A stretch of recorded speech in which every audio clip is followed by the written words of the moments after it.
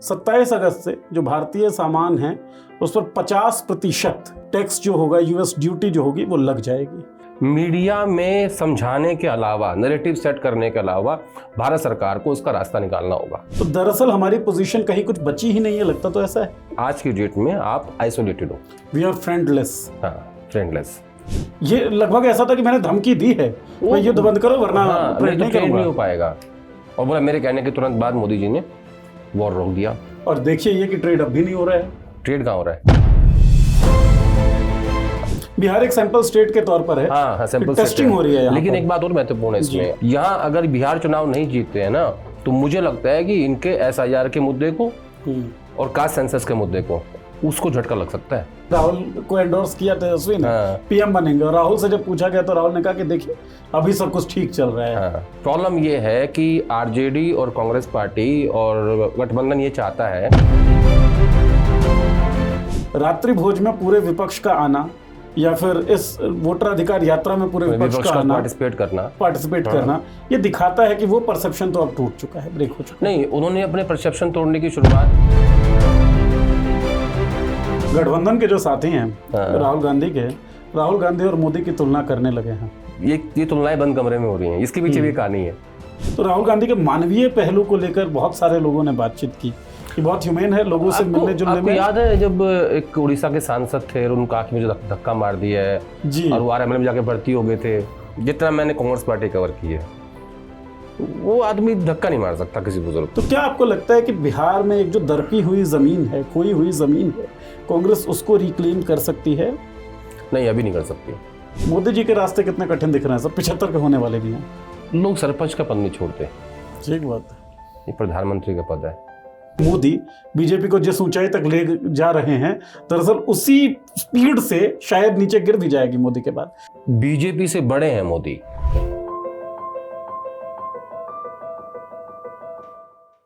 नमस्कार दोस्तों, हमारे साप्ताहिक शो देखी जाए के नए एपिसोड में आपका स्वागत है। और बातचीत करने के लिए हमारे साथ हमारे कंसल्टिंग एडिटर आदेश रावल जी। स्वागत आदेश जी आपका। Thank you. और यात्रा करते हैं हम इस शो में, तो यात्रा इस बार भी करेंगे, और यात्रा होगी अमेरिका से शुरू होकर बिहार तक, और फिर बिहार से होते हुए हरियाणा में भी हम लोग आएंगे। यात्रा कैसी लगेगी ये आपको अंत में बताना है। बातचीत का जो पॉइंट रहेगा, बातचीत का जो सेंट्रल डिस्कशन पॉइंट रहेगा, वो ये है कि जो टैरिफ वॉर चल रहा है, इस वॉर में अब हमारी स्थिति क्या है, कितनी बढ़ गई है। वोटर अधिकार यात्रा जो बिहार में चल रही है, राहुल गांधी जिसे लीड कर रहे हैं और तमाम विपक्षी दल के नेता उस वोटर अधिकार यात्रा में शामिल हो रहे हैं, कितना इम्पैक्ट पड़ने वाला है, इन सब के बारे में बात करेंगे। और बात हरियाणा की भी होगी, क्या होगी, जानने के लिए आपको पूरा शो देखना होगा। आदेश जी, सीधा आते हैं बातचीत पर। टैरिफ वॉर बहुत लंबे समय से अब ये इस वॉर की बातचीत चल रही है। 27 अगस्त से जो भारतीय सामान है उस पर 50% टैक्स जो होगा, यूएस ड्यूटी जो होगी वो लग जाएगी। क्या असर पड़ने वाला है इसका, एक तो ये बताइए। दूसरा, इस आलोक में बताइए कि जो FIEO है, Federation of Indian Export Organisation, उसने कहा कि सरकार को अब जल्द से जल्द एक्शन लेना पड़ेगा, क्योंकि तिरुपुर, नोएडा, बेंगलुरु, सूरत, इनमें कई जगहों पे जो टेक्सटाइल प्रोडक्शन यूनिट्स हैं उन्होंने अपने ऑपरेशंस को बंद कर दिया है, रोक दिया है। तो किस स्थिति में अब हम जा रहे हैं? देखिए, इसका गहरा असर होगा हमारे देश में रोजगार के ऊपर। 50% टैरिफ के दो मायने हैं। पहला मायना तो ये है कि अमेरिका ने हमारे ऊपर 50% टैक्स लगा दिया है जो भी सामान हिंदुस्तान एक्सपोर्ट करता है अमेरिका को।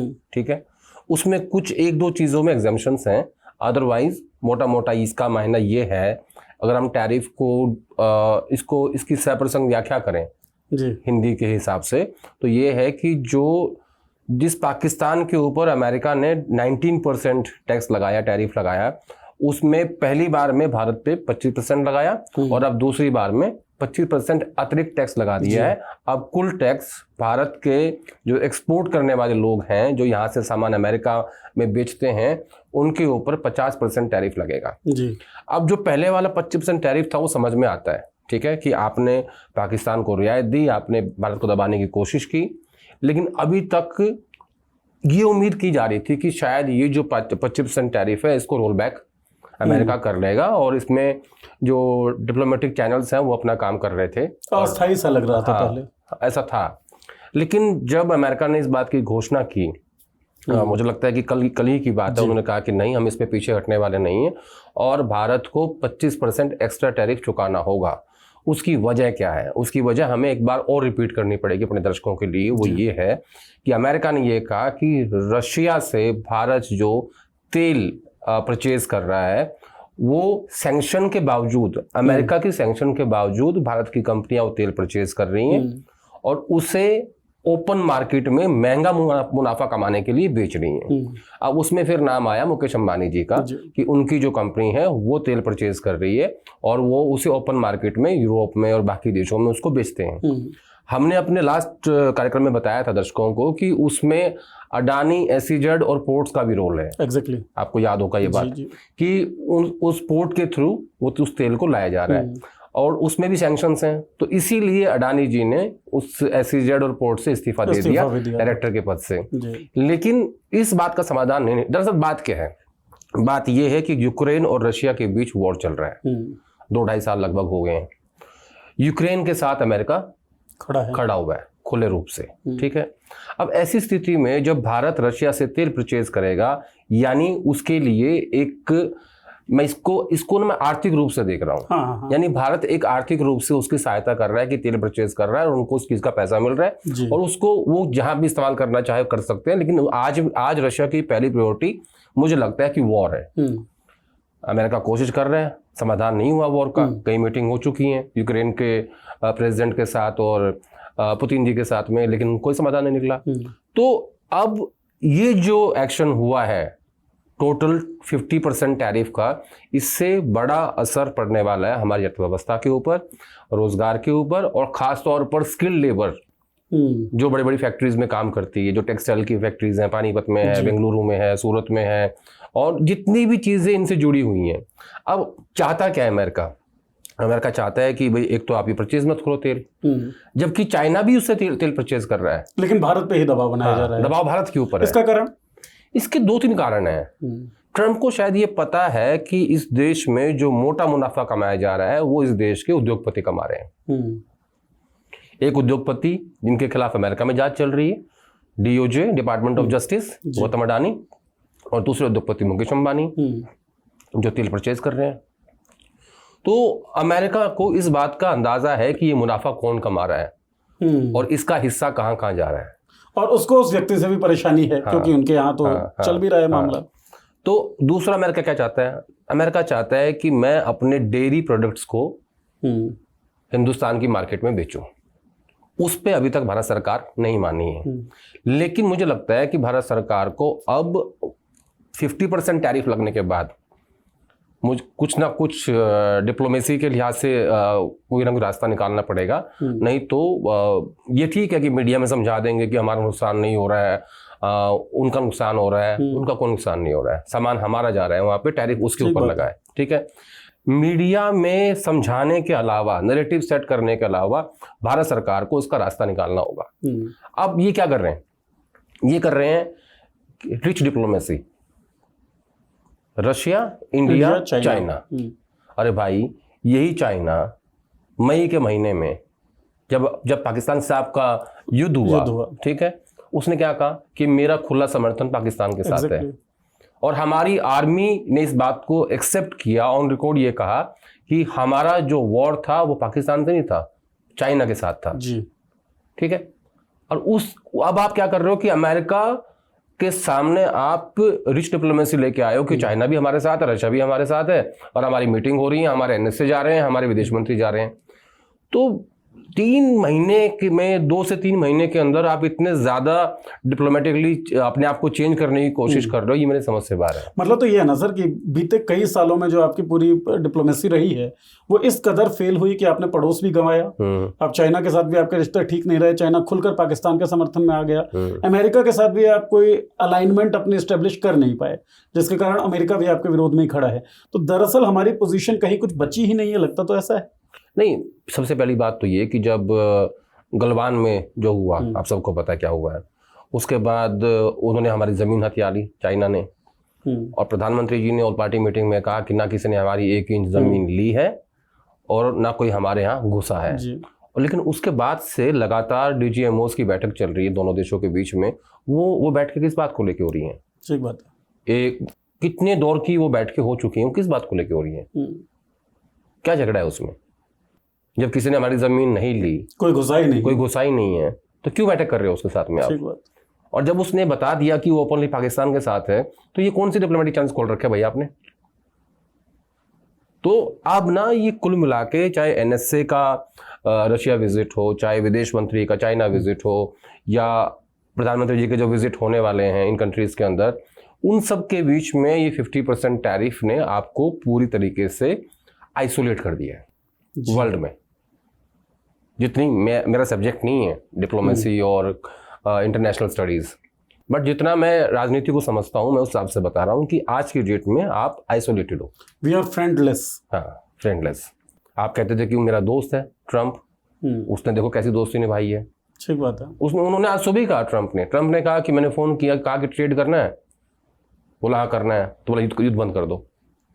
ये लगभग ऐसा था कि मैंने धमकी दी है भाई युद्ध बंद करो वरना ट्रेड नहीं हो पाएगा।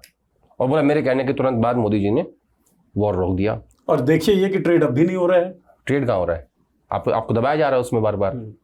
तो फिर आपने 10 मई को ऑपरेशन सिंदूर किन शर्तों पे रोका था? क्या ये शर्त थी कि आप 50% टैरिफ लेके बैठ जाओगे? भाई कुछ तो होगा ना उसमें। आप कह रहे हो कि नहीं हम समझौता नहीं करेंगे किसानों के साथ में, और वो तो नहीं मान रहे ना आपसे। तो कहीं ना कहीं राजनीतिक फेलियर भी है और कूटनीतिक फेलियर भी है। ठीक बात है। जब देश ने चुना है, आपको प्रधानमंत्री बनाया है, आपको देश का संचालन करना है, तो देश तो आपसे पूछेगा भाई हमारे लिए क्या लाए हो। एक किसी नेता का मैं इंटरव्यू कर रहा था और 2-3-4 साल पहले एक उन्होंने फ्रेज यूज किया था, जो फ्रेज मुझे बड़ा रेलिवेंट लगता है सर, कि जितना भी मुनाफा है उसका तो निजीकरण हो गया है, कि मुनाफा 2-3 दोस्तों को मिलेगा, और जितना भी घाटा है उसका राष्ट्रीयकरण होता हुआ दिख रहा है, वो सबका होगा, पूरे देश का होगा। चलिए, घाटे की बात में देश की बात आएगी, राष्ट्र की बात आएगी, राष्ट्र निर्माण की बात आएगी, ठीक है ना, भारत पहले, किसान, मजदूर, सबकी बात आएगी, लेकिन मुनाफे में नहीं आएगी। हाँ, मुनाफा केवल उनका है। मुनाफा उनका है जिनके पोर्ट्स है, जिनके SEZ है, जिनकी रिफाइनरी है, जिनके जहाज में आया जाता है शपथ लेने के लिए, मुनाफा उनके लिए। ठीक। तो एक तो सर इंटरनेशनल फ्रंट पे हम देख रहे हैं कि सरकार घिरी हुई है और पूरे देश के लिए हालात बड़े खतरनाक दिखते हैं फिलहाल। तो देश के अंदर की अगर बात करें, क्योंकि इंटरनल राजनीति भी बंद तो होगी नहीं, खत्म तो होगी नहीं, बिहार चुनावों के अंदर जाने वाला राज्य है अब, और वोटर अधिकार यात्रा वहां पर चल रही है। राहुल गांधी लीड कर रहे हैं और तमाम विपक्षी दल के जो पार्टियां हैं, विपक्षी दल तमाम, और विपक्षी दल के नेता उसमें शरीक हो रहे हैं। एक वाकया उस यात्रा में हुआ, कांग्रेस के एक नेता ने राहुल गांधी जिंदाबाद के नारे लगाए, और राहुल गांधी ने कहा कि भाई ये यात्रा केवल राहुल गांधी के, केवल कांग्रेस की यात्रा नहीं है, नारे लगेंगे तो सबके लगेंगे वरना किसी का नहीं लगेगा। नहीं, वो हुआ क्या, जब यात्रा गुजर रही है, लगभग 20-22 जिलों से गुजर रही है वो, और 31 अगस्त को उसका लास्ट डे है यात्रा का। 1 सितंबर को उस दिन रैली होगी, मतलब यात्रा जो है वो 31 की चलेगी। तो शकील अहमद खान जो है वो CLP के नेता हैं, नेता विधायक दल है कांग्रेस पार्टी के। तो जब उनके क्षेत्र में यात्रा घुसी तो थोड़े से उत्साहित हो गए, भाई उनके नेता हैं राहुल गांधी, तो उन्होंने नारे लगाने शुरू कर दिए राहुल गांधी जिंदाबाद के, और काफ़ी देर तक लगाए। तो राहुल गांधी ने उनको एक बार रोका, तो हो सकता है उनके तक वो मैसेज ना पहुंचा हो। फिर उन्होंने दोबारा उनको रोका और कहा कि देखो ये यात्रा है, ये यात्रा राहुल गांधी की नहीं है, जैसे भारत जोड़ो यात्रा थी, ये यात्रा वैसी नहीं है, ये यात्रा महागठबंधन की यात्रा है। इसमें RJD है, इसमें मुकेश सहनी है, इसमें दीपांकर भट्टाचार्य हैं, मतलब लेफ्ट है, माले है, RJD है, कांग्रेस है। तो आप सबको साथ लेके चलिए। एग्जैक्टली। ये मैसेज ना जाए कि ये जो कॉन्स्टिट्यूएंसी है ये कांग्रेस पार्टी के नेता की है और यहाँ सिर्फ कांग्रेस पार्टी की बात हो रही है। राहुल गांधी आजकल विपक्ष के नेताओं को बहुत ज्यादा साथ लेके चल रहे हैं। अब आप देखिए, मैं आपको इसमें 2-3 उदाहरण देता हूँ। पार्लियामेंट सेशन चल रहा था, पार्लियामेंट सेशन के बीच में उन्होंने डिनर दिया, रात्रि भोज, ठीक है। डिनर में सब लोग आए। पहले क्या होता था, पहले ये होता था कि नहीं विपक्ष को इकट्ठा करना है तो सोनिया गांधी की लीडरशिप की जरूरत पड़ेगी, उनके बिना हो नहीं पाएगा। अब राहुल गांधी ने क्या किया, राहुल गांधी ने पर्सनली सबको कॉल किए कि आप सबको डिनर पे आना है। इवन उन्होंने तो उद्धव ठाकरे को कहा कि आप मेरी बात कराइए मिसेस ठाकरे से, रश्मि ठाकरे जी से, और मैं उनको स्पेशली इनवाइट करना चाहता हूँ। तो जब रश्मि ठाकरे आई डिनर में तो उन्होंने कहा कि राहुल जी आपने मुझे कहा था और मैं आ गई। मतलब मैं आपका धन्यवाद करता हूँ कि आप आई, अभिषेक बनर्जी आए। जी। अब मैं आपको बताता हूँ कि इसका दूरगामी इसका संदेश क्या है। अब आप ना एज ग्रुप पे आ जाओ हिंदुस्तान की राजनीति में। जी। राहुल गांधी, अखिलेश यादव। राहुल गांधी मेरे हिसाब से 55 साल के, 56 साल के, अखिलेश यादव 52-53 साल के हैं। अभिषेक बनर्जी जो ममता बनर्जी के बाद टीएमसी का चेहरा है। तेजस्वी यादव काफी छोटे हैं लेकिन वो बहुत सहज है राहुल गांधी के साथ, वो उनको कोई भी मैसेज कर सकते हैं और जवाब दे देते हैं उनका। आदित्य ठाकरे बहुत कंफर्टेबल हैं जी। और स्टालिन के बेटे उदयनिधि स्टालिन, वो भी बहुत कंफर्टेबल हैं जी। अब आप इसको, ये जो फ्यूचर की लीडरशिप है रीजनल पार्टीज की, ये सबको राहुल गांधी ने अपने साथ कंफर्ट कर लिया है। सारे युवा हैं और वो सब जानते हैं कि ये कोई भी इनकी लड़ाई प्रधानमंत्री पद को लेकर तो है नहीं, इन सब की लड़ाई सीएम की है। ठीक बात है, ठीक है, सब अपने अपने राज्य के, हाँ, अपने अपने राज्य के वहाँ पे हैं। हाँ, तेजस्वी यादव जो है वो बिहार के कैंडिडेट हैं मुख्यमंत्री के। अखिलेश यादव तो पूर्व मुख्यमंत्री हैं। उदयनिधि स्टालिन को तो प्रोजेक्ट कर रहे हैं कि स्टालिन के बाद वही उनके सक्सेसर होंगे। अभिषेक बनर्जी हो ही चुके हैं जी। बल्कि अभी पता है बीच में क्या हुआ, आपकी कहानी सुनाता हूँ, बड़ी इंटरेस्टिंग कहानी है कि किसी एक टीएमसी के नेता ने ये खबर प्लांट करने की कोशिश करी कि भाई ये जो SIR की जो ये बात हो रही है, सबसे पहले ममता बनर्जी ने शुरू की थी। तो अभिषेक बनर्जी ने मीडिया में आके इस बात को नकार दिया कि ऐसी कोई बात नहीं, और उन्होंने राहुल गांधी की बात को ही ऊपर रखा ताकि फ्रेगमेंटेशन ना हो। और वो जो टीएमसी के नेता हैं वो कांग्रेस पार्टी के नेता के बड़े क्लोज हैं। अच्छा। हाँ, वो दोनों मतलब ऐसे हैं कि उनको सिर्फ दिल्ली में लोग जानते हैं। राज्यसभा में है ना दोनों, समझ गया। ठीक है, तो उनको सिर्फ दिल्ली में लोग जानते हैं, दिल्ली में और टीवी में जी। अगर चुनाव लड़ ले सरपंच का तो वो भी हार जाएंगे। अच्छा, वो दोनों ऐसे हैं। जमीन पे कोई आधार नहीं। हाँ, इसमें इस कहानी में इंटरेस्टिंग बात यह है कि टीएमसी के नेता की बात को 1 मिनट के अंदर अभिषेक बनर्जी ने खारिज कर दिया और ये कहा कि नहीं, ये जो यात्रा है नेता प्रतिपक्ष राहुल गांधी जो उसको लीड कर रहे हैं। ये सारे जो नेता हैं ये सब राहुल गांधी से आयु में कम है जी। सब अपने अपने राज्य के मुख्यमंत्री के दावेदार हैं और इनका कोई भी झगड़ा प्रधानमंत्री पद को लेकर नहीं है।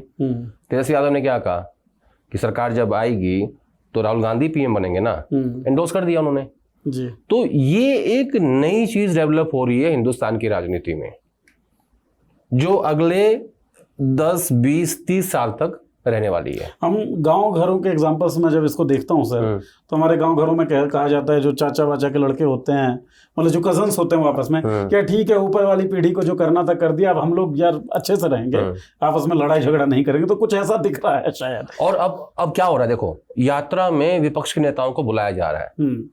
आज जब हम बात कर रहे हैं तो तमिलनाडु के मुख्यमंत्री स्टालिन साहब बिहार में थे, कानिमोझी थी उनकी जो बहन है, प्रियंका गांधी 2 दिन से वहीं पे थी, दीपांकर भट्टाचार्य साथ में चल रहे हैं उस जीप में, मुकेश सहनी साथ में चल रहे हैं, हेमंत सोरेन आएंगे, अखिलेश यादव आएंगे, ठीक है। तो सब लोगों का एक संदेश देने की कोशिश हो रही है कि ये जो वोट रिवीजन का जो मुद्दा है ये विपक्ष के लिए बहुत महत्वपूर्ण मुद्दा है, क्योंकि वो सब जानते हैं कि अगर ये बिहार में बीजेपी इसमें कामयाब होगी तो ये इन सब के स्टेट्स में जाएगा। ठीक बात है, और ये सबको नुकसान करेगा। बिहार एक सैंपल स्टेट के तौर पर है। हाँ, सैंपल टेस्टिंग हो रही है। लेकिन एक बात और महत्वपूर्ण है इसमें, अगर गठबंधन या राहुल गांधी, तेजस्वी यादव यहाँ अगर बिहार चुनाव नहीं जीतते हैं ना, तो मुझे लगता है कि इनके SIR के मुद्दे को, समूचे विपक्ष के और कास्ट सेंसस के मुद्दे को, ओबीसी की जो राजनीति हो रही है उसको झटका लग सकता है। मतलब बहुत बड़ा स्टेक लगा स्टेक हुआ बड़ा हाई है। अब उस स्टेक को कैसे काउंटर करें? देखिए वहां प्रॉब्लम क्या है, बीजेपी और LJP दोनों चाहते हैं कि जेडीयू निपटे। ठीक बात है, ठीक है, दोनों का एक कॉमन मकसद है। इधर 80% जो स्टेक है वो आरजेडी का है, 20% के हिस्से में कांग्रेस पार्टी है जी। आरजेडी वर्सेस बीजेपी की टक्कर होने वाली है। राइट। इलेक्शन मैनेजमेंट में बीजेपी का कोई कंपैरिजन है नहीं। आरजेडी ठीक है लेकिन वो लट मैनेजमेंट की पार्टी है, ठीक है। अब एक सवाल आप मुझसे काउंटर ये मुझे लगता है कि आप मुझसे पूछोगे कि फिर राहुल गांधी तेजस्वी यादव का नाम घोषित क्यों नहीं करते नहीं, मैं एग्जैक्टली जब आपने कहा कि राहुल को एंडोर्स किया तेजस्वी ने पीएम बनेंगे, और राहुल से जब पूछा गया तो राहुल ने कहा कि देखिए अभी सब कुछ ठीक चल रहा है। इसके नहीं, इसके पीछे एक पॉलिटिकल कारण है। सब कुछ ठीक तो चल रहा है, प्रॉब्लम ये है कि आरजेडी और कांग्रेस पार्टी और गठबंधन ये चाहता है कि यादव के अलावा हम ओबीसी और ईबीसी में से कोई कुछ चंक तोड़े, एक हिस्सा तोड़ लिया जाए, थोड़ा सा टूट जाए, बस उतना ही जरूरत है। तो उस चंक को तोड़ने के लिए ये चाहते हैं कि हम तेजस्वी का नाम घोषित ना कर, सबको पता वही बनेगा मुख्यमंत्री, सबको पता है, लेकिन कह देने का असर अलग हो जाता है। उससे पता क्या होगा, यादव वर्सेस रेस्ट हो जाएगा। एग्जैक्टली। तो उस यादव वर्सेस रेस्ट को रोकने के लिए राहुल गांधी ने उस सवाल को टाल दिया। और तेजस्वी को ये बात पता है, ऐसा नहीं कि नहीं पता है। फिर नेक्स्ट डे क्या किया, मुकेश सहनी से कलवाया। उन्होंने कहा और कौन बनेगा, ये बात भी सही है, ठीक बात है, कोई कंटेंडर तो है ही नहीं। या कोई है, कोई चेहरा दिखे तब तो किसी का नाम भी आए। वो फॉर्मर डिप्टी चीफ मिनिस्टर हैं, वो सिटिंग एलओपी हैं, वो आरजेडी के सक्सेसर हैं लालू जी के बाद में, तो और कौन बनेगा, सबको पता है कौन बनेगा। तेजस्वी को भी पता है, राहुल गांधी को भी पता है, तो फिर बोले क्यों। ठीक बात है।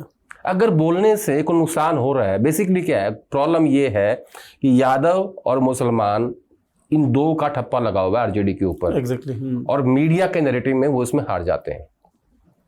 हालांकि उनकी पार्टी में ठाकुर विधायक भी हैं, कुर्मी भी हैं, दलित भी हैं, ठीक है, सब हैं, ब्राह्मण भी हैं, लेकिन ठप्पा ऐसा है जब आप आरजेडी की विधायक को लिस्ट निकालोगे ना, आपको उसमें अपर कास्ट के लोग भी मिल जाएंगे, दलित भी मिल जाएंगे, यादव भी मिलेंगे, मुसलमान भी मिलेंगे, मतलब अदर देन यादव और मुसलमान भी उनके पास बहुत विधायक है। सामाजिक न्याय का जो कॉन्सेप्ट है वो है उसमें। एक दिन मैं लिस्ट देख रहा था जी, लेकिन उस नैरेटिव में हारे हुई आरजेडी, खासतौर पर नेशनल मीडिया नैरेटिव में, कि जो परसेप्शन बना दिया गया है। नीतीश कुमार जी 2005 में पहली बार मुख्यमंत्री होने, 25 चल रहा है, 20 साल हो गए।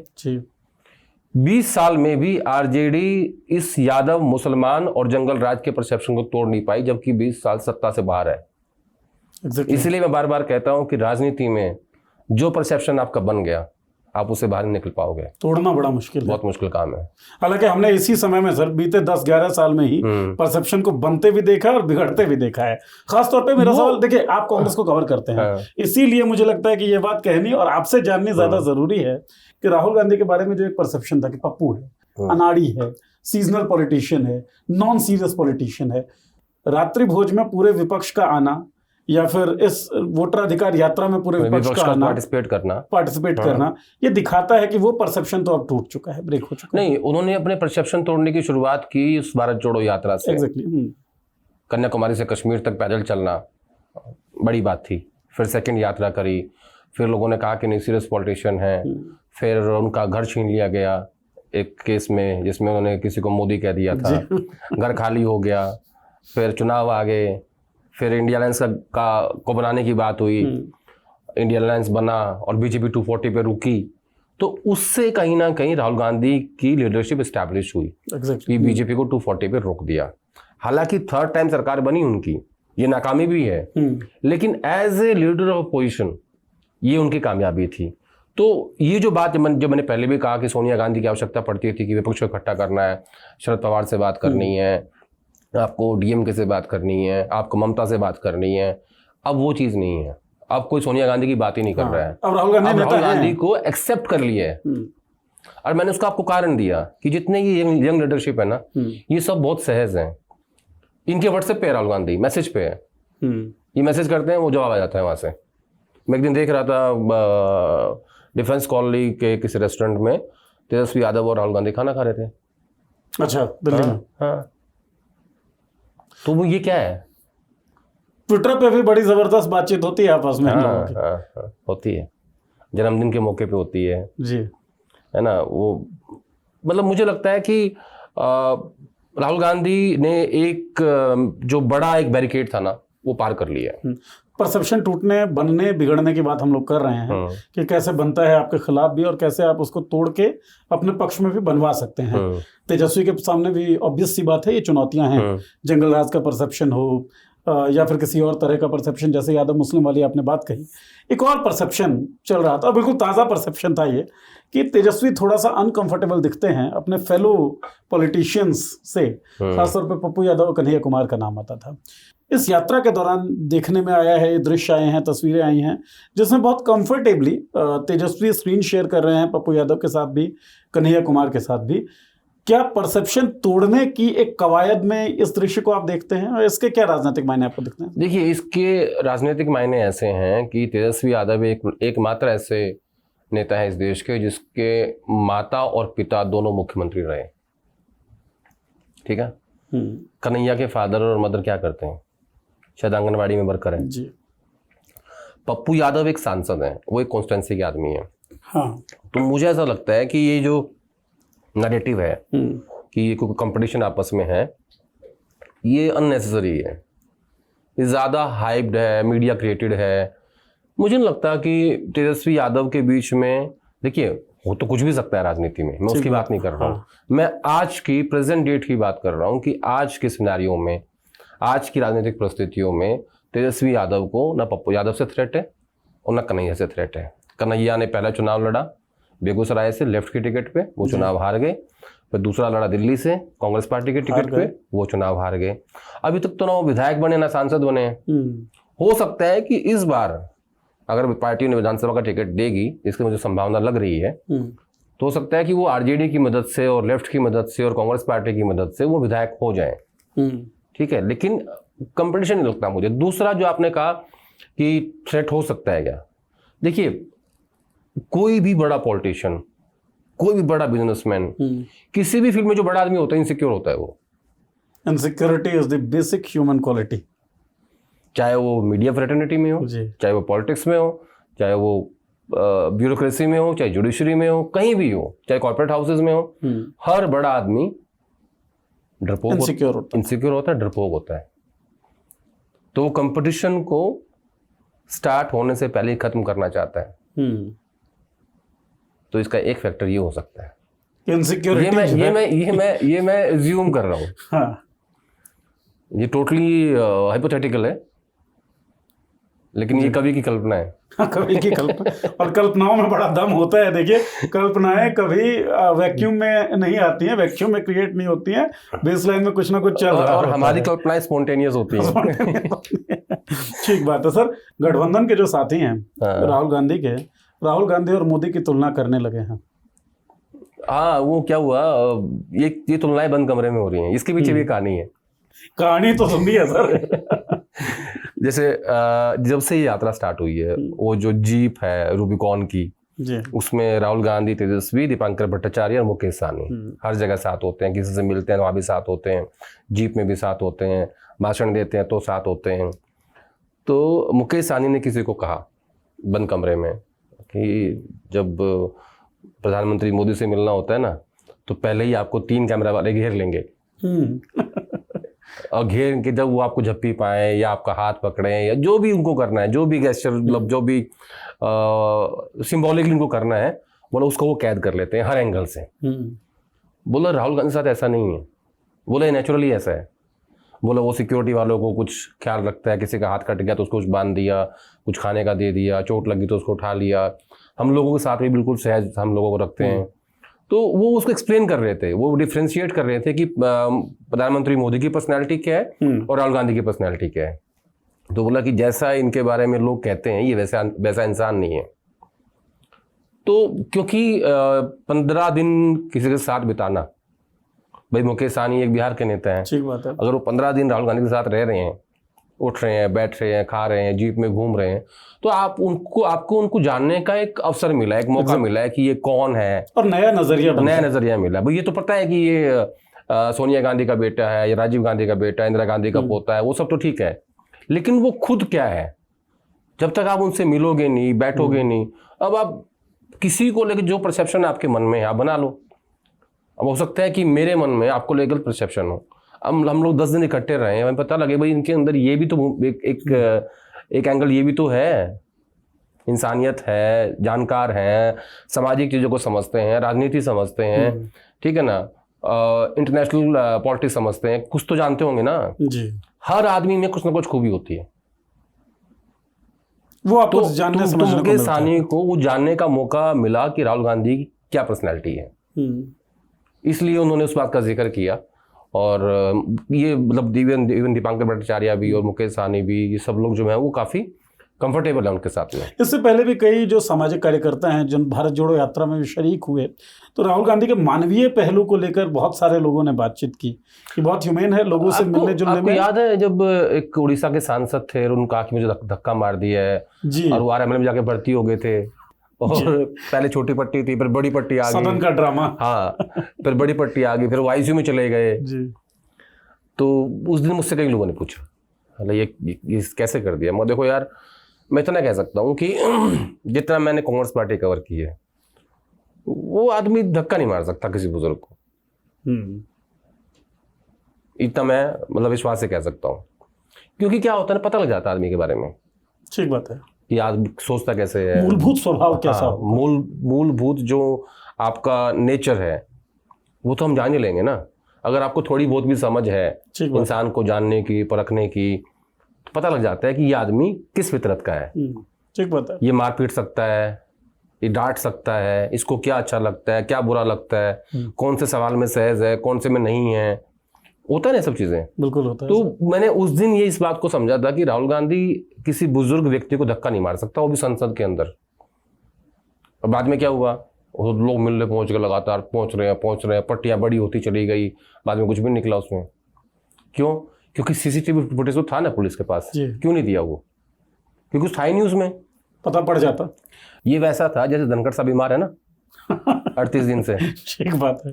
धनखड़ साहब बीमार 38 दिन से, पता है आपको? जी जी जी। एक भी मेडिकल बुलेटिन नहीं आया उनका अभी तक। इस देश के फॉर्मर उपराष्ट्रपति का मेडिकल बुलेटिन नहीं आ रहा है कि उनको क्या हुआ है। इस देश के फॉर्मर उपराष्ट्रपति से एक भी नेता सत्ता पक्ष का मिलने नहीं जा रहा है। और देश का गृह मंत्री इस सवाल पे टाल रहा है। हाँ, टाल तो रहा ही है। और सुनो, सत्ता पक्ष का एक भी कैबिनेट मिनिस्टर, एक भी मुख्यमंत्री, एक प्रधानमंत्री, गृह मंत्री, कोई भी नहीं गया बुके लेके कि धनखड़ साहब आप कैसे हो, आपने हमारी बहुत सेवा की वेस्ट बंगाल से लेके और दिल्ली तक, ठीक है ना, आपके खिलाफ इम्पीचमेंट लेके आए थे सत्ता पक्ष के लोग, विपक्ष के लोग, ठीक है, आपने हमारी बहुत सेवा की। ऐसा वो सारे गुलदस्ते सूख गए, वो जो मार रखे हैं पृथ्वीराज रोड पे खान मार्केट के पीछे, कोई लेने नहीं जा रहा उनको।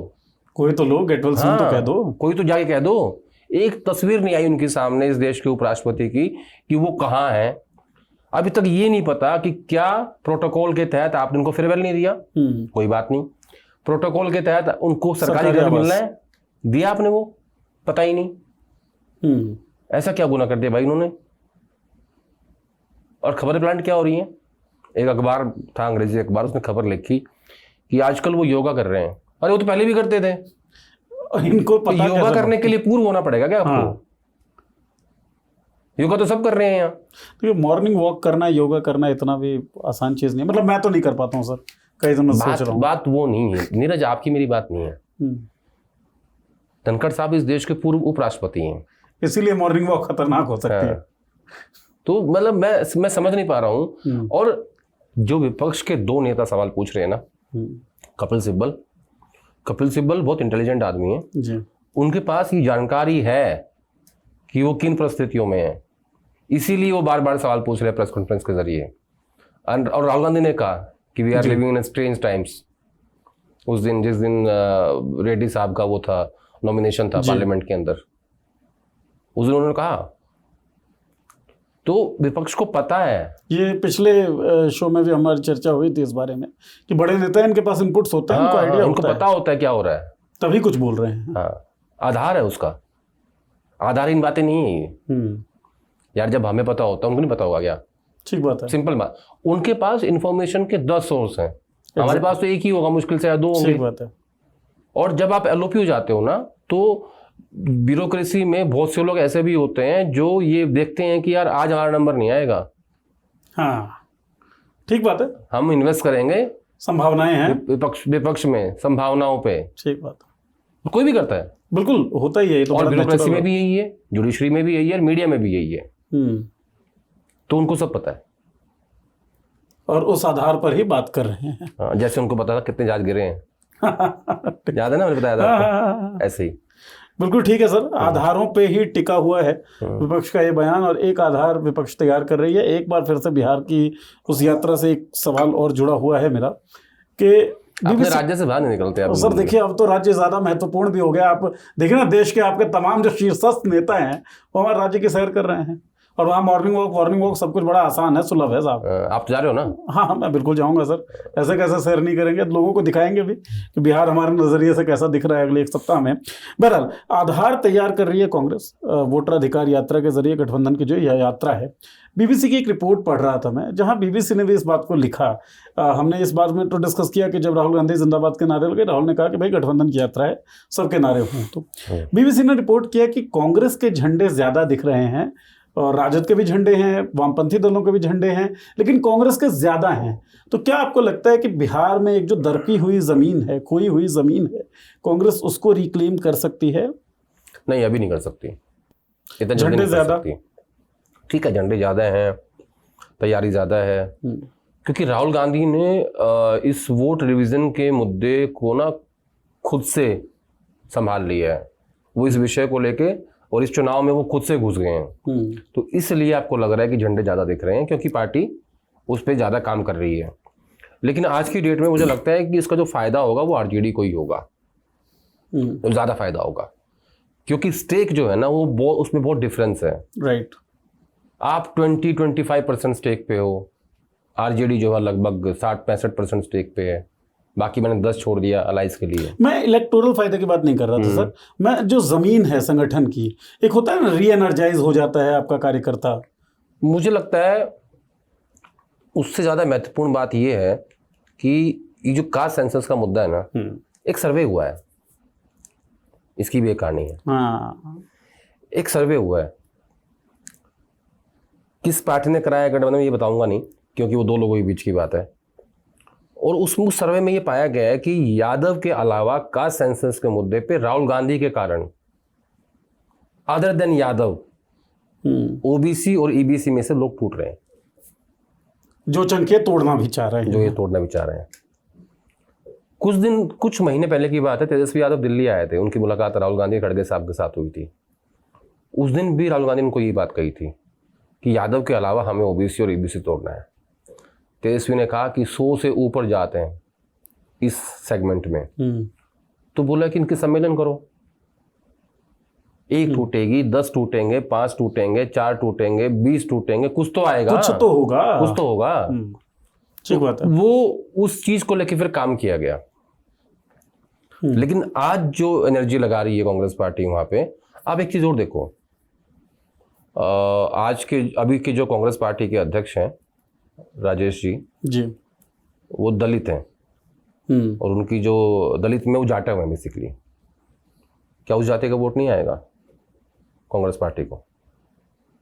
दलित और महादलित का जो खेल चल रहा है, और उससे ज्यादा महत्वपूर्ण मुझे ये लगता है कि कांग्रेस पार्टी और आरजेडी ये देख रही है कि नीतीश कुमार कितना गिरते हैं।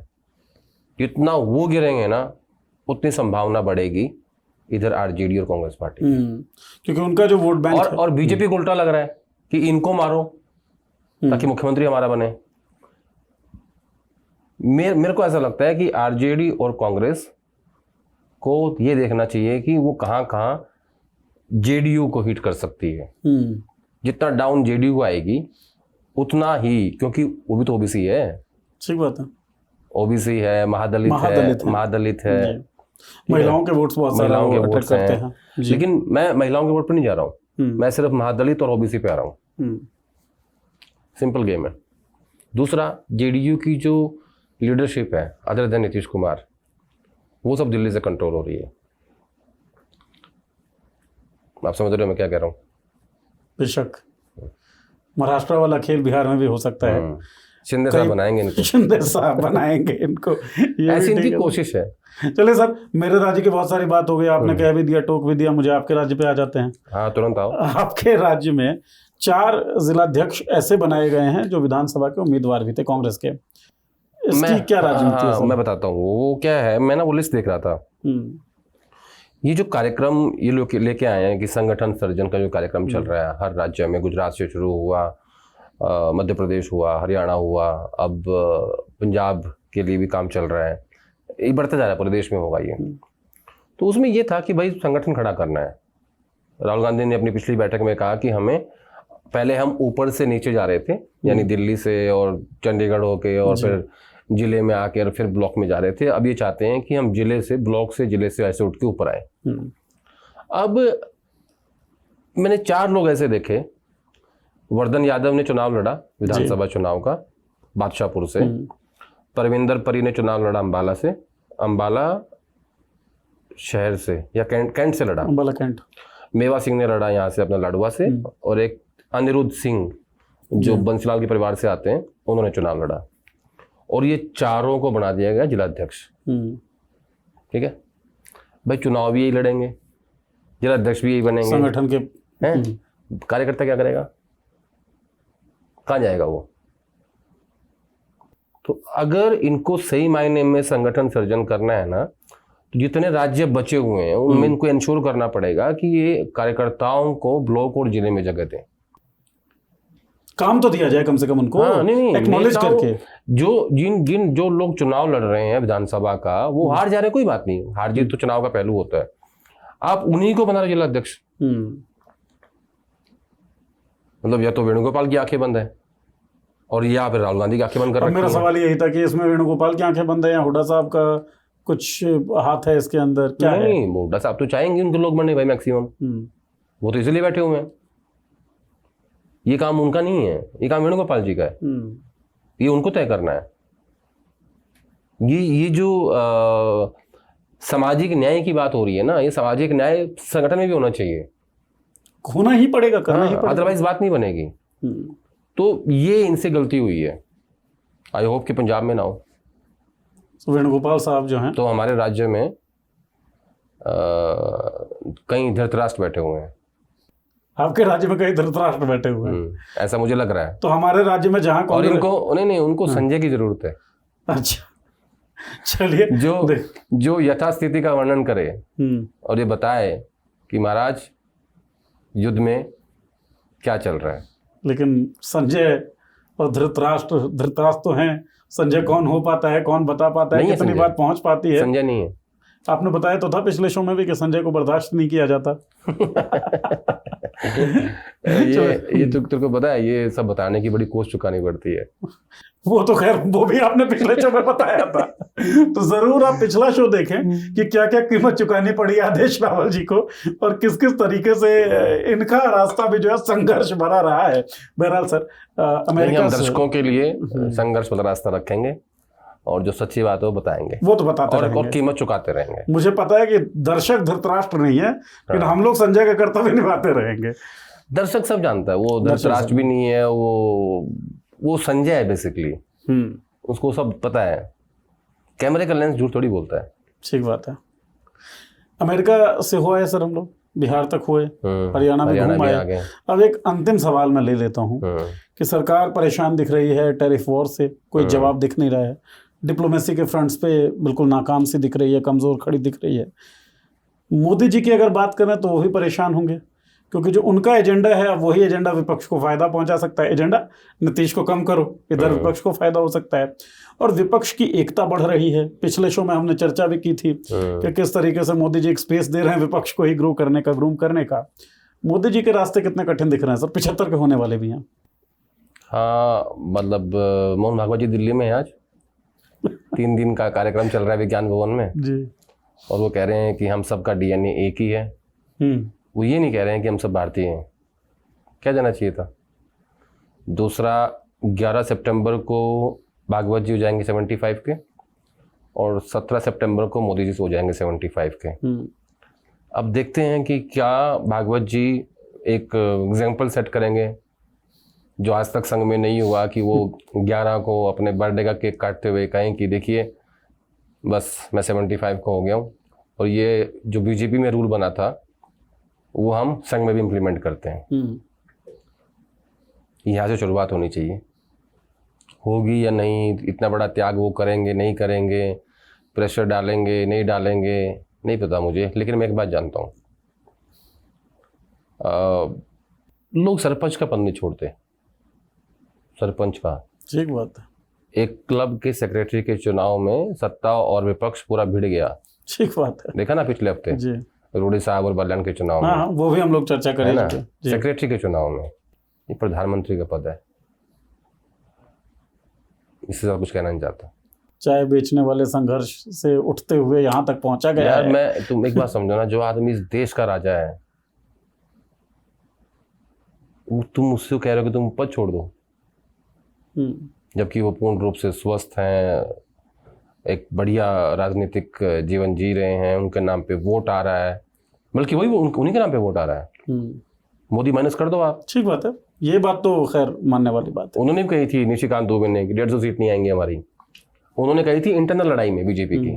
बट मैं कह रहा हूँ दूसरे पॉलिटिकल लिहाज से मोदी के नाम का ही वोट है, और मैं हमेशा कहता हूँ इस देश में 2 वोट हैं, एक मोदी के साथ, एक मोदी के खिलाफ है, तीसरा वोट नहीं है। एक वोट चोरी वाला भी तो है सर। देखिए आप भूल जा। नहीं, हाँ। वो साथ है। अच्छा, चोरी वाला साथ है, मेरी गलती, मैं माफी मांगता हूँ। 2 वोट है, एक साथ है एक खिलाफ है जी। मुझसे बहुत लोग पूछते थे पहले भी कि थर्ड फ्रंट बनेगा, मगर तुम लोगों को पता ही नहीं है। तुम लोग जाओ जमीन में, गांव में देखो क्या बात होती है। या गांव में बूढ़े बैठ के ताश खेलते हैं ना, थोड़ी देर जाकर बैठ जाओ चुपचाप, देश समझ जाओगे। ठीक बात तो है। ताश पत्ता फेंकते फेंकते जो बोल देते हैं ना, तो वही होता है। वही पॉलिटिकल अंडरस्टैंडिंग है। ये 10,000 का सैंपल सर्वे लेके एग्जिट पोल, ओपिनियन पोल पे बना देते हैं बैठ के। असली खेल वहाँ है।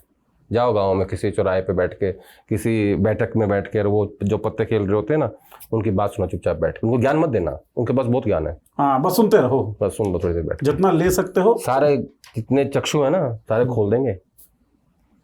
तो जब सरपंच का पद कोई नहीं छोड़ता, तुम्हें लग रहा है कि मोदी जी पीएम पद छोड़ देंगे, और जबकि ब्रांड वही है, चेहरा वही है, force to reckon with Narendra यार। मोदी। तुम कुछ झाँक लो, तुम अमित शाह के नाम पे वोट आ जाएंगी, योगी के नाम पे आ जाएंगी, पैन इंडिया,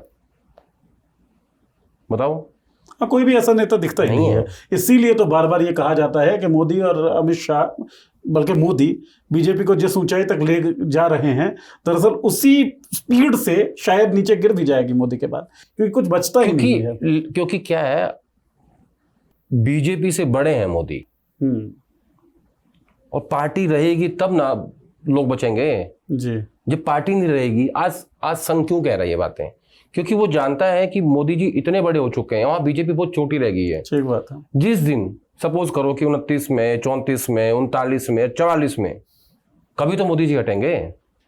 ठीक बात है। हटेंगे ना, उसके बाद बीजेपी का क्या होगा? Then what? हाँ, ये सवाल है जो संघ जिसको एड्रेस करना चाहता है, और ये सवाल है जिससे अमित शाह जी और मोदी जी जो है इसका जवाब देना मोदी नहीं तो कौन, जो पहले प्राइड में ये लोग स्टेटमेंट देते थे। मैं वही कह रहा हूं ना कि 2047 तक कहते हो, अब मैं कहता हूं कि 2044 में, आज से 20 साल बाद अगर मोदी हटते हैं तो उनकी आयु 95 साल होगी। ठीक है, उसके बाद क्या? ठीक बात। कहीं तो हर चीज का एक अंत होता है, उसका जवाब संघ को चाहिए। वो कह रहे हैं कि बीजेपी बचेगी ना, तभी तो खड़े रहेंगे। तो उनको ये दिख रहा है कि मोदी जी के बाद बीजेपी नहीं बचेगी। इतनी इंटरनल फाइट है ना, मीडिया कंट्रोल ना हो ना तो जूते बच जाए। ये बात राहुल गांधी ने भी बोली ही थी कि अगर मीडिया कंट्रोल ना हो तो 1 महीने का नहीं बोलता ये बात भी ठीक है, मीडिया कंट्रोल में ना हो तो जूते बच जाएंगे। बहुत सारे आपने जो है सो खबरें सुनी होंगी फ्रैक्शंस के विपक्षी दलों में, लेकिन भारतीय जनता पार्टी में जो फ्रैक्शन है उसका अंदाजा इस बात से ही लगाया जा सकता है कि कई महीनों से अध्यक्ष खोजा जा रहा है, लेकिन अध्यक्ष मिल नहीं पा रहा है। इससे ज़्यादा तो क्या है। और फ्रैक्शन जानना हो तो सुब्रमण्यम स्वामी का एक इंटरव्यू हम लोगों ने किया था, वो आप देख सकते हैं। और जैसा कि सर ने बताया कि ताश खेलते हुए बुजुर्गों के पास बैठ जाइए, वहाँ से जो राजनीतिक ज्ञान प्राप्त होगा वही अंतिम है और वही सत्य है, वही सबसे बेहतर है। तो ताश खेलते हुए बुजुर्गों की तो मैं गारंटी नहीं देता, लेकिन सर चाय की दुकानों पर हमारे बिहार में बड़ी चर्चा होती है, तो वहाँ ज़रूर बैठेंगे अगले 1 हफ्ता। और मैं आप लोगों से गुजारिश करूँगा कि अपना प्यार बनाए रखिए हम लोगों के साथ, देखते रहिए शोज़। ये शो आपको कैसा लगा हमें ज़रूर बताइएगा। और आदेश सर, बातचीत करने के लिए एक बार फिर से आपका बहुत बहुत धन्यवाद।